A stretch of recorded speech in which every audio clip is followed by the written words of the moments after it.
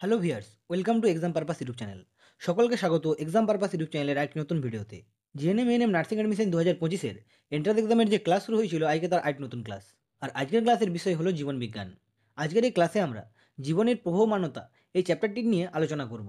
আর তোমরা যদি entrance exam সম্বন্ধিত আগের ক্লাসগুলো করে না থাকো, তাহলে ডিসক্রিপশনে দেওয়া প্লেলিস্টের লিঙ্কে গিয়ে অবশ্যই আগের ক্লাসগুলো করে নিও।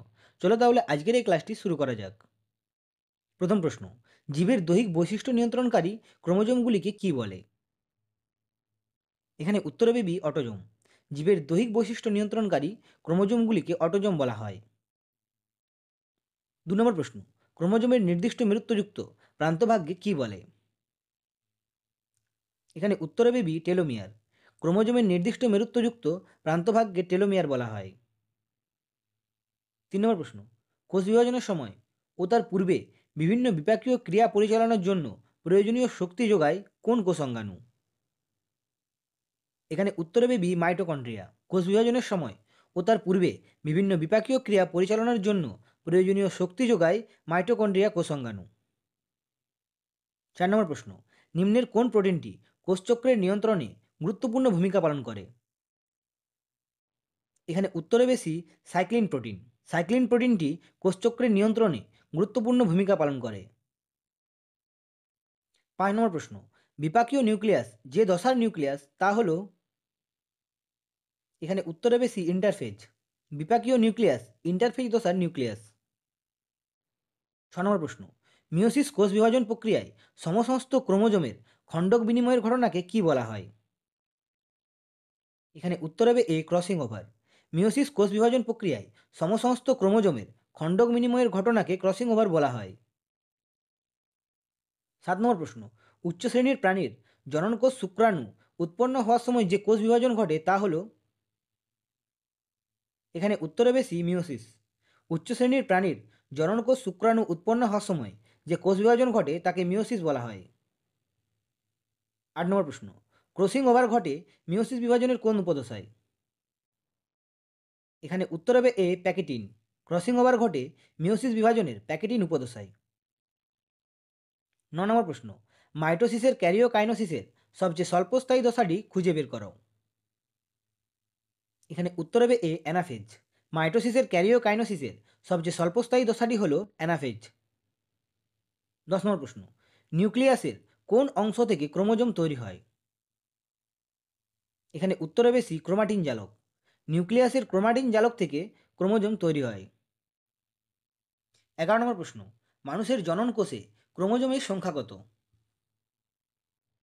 এখানে উত্তরে হবে ডি 23টি। মানুষের জনন কোষে ক্রোমোজোমের সংখ্যা হলো 23টি। 12 নম্বর প্রশ্ন, মাইটোসিস কোষ বিভাজনের কোন দশায় বেম গঠন সম্পূর্ণ হয়? এখানে উত্তর হবে বি মেটাফেজ। মাইটোসিস কোষ বিভাজনের মেটাফেজ দশায় বেম গঠন সম্পূর্ণ হয়।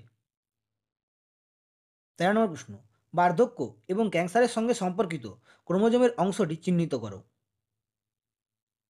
এখানে উত্তর হবে ডি টেলোমিয়ার। বার্ধক্য এবং ক্যান্সারের সঙ্গে সম্পর্কিত ক্রোমোজোমের অংশটি হলো টেলোমিয়ার। 14 নম্বর প্রশ্ন, নিউক্লিয় পর্দা ও নিউক্লিয়ালাসের সম্পূর্ণভাবে অবলুপ্তি ঘটে মাইটোসিসের কোন দশায়? এখানে উত্তর হবে এ প্রোফেজ। নিউক্লিয় পর্দা ও নিউক্লিওলাসের সম্পূর্ণভাবে অবলুপ্তি ঘটে মাইটোসিসের প্রোফেজ দশায়। 15 নম্বর প্রশ্ন, নিউক্লিক অ্যাসিডে যে অ্যাসিডটি থাকে তা হলো? এখানে উত্তর হবে বি ফসফরিক অ্যাসিড।